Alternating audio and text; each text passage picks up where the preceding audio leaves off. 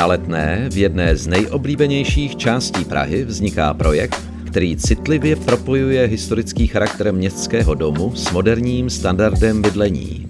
Rezidence Vinařská představuje elegantně zrekonstruovaný činžovní dům v ulici Vinařská, jen kousek od Holešovic.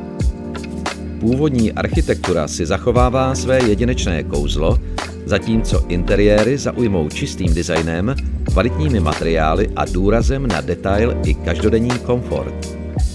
V domě vzniká 36 bytových jednotek o dispozicích od 1+KK po 2+KK. Promyšlené uspořádání, dostatek denního světla a nadčasové řešení vytvářejí příjemné zázemí pro jednotlivce i páry, které láká život v centru města.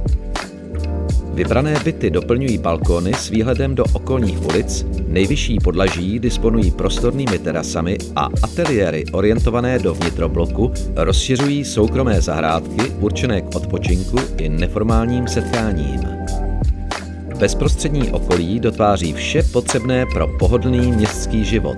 Stylové kavárny, restaurace, obchody, školy i rychlé spojení do centra Prahy. Rezidence Vinařská představuje harmonické spojení historické atmosféry, moderní elegance a klidného zázemí uprostřed města. Místo s charakterem, stylem a dlouhodobou hodnotou.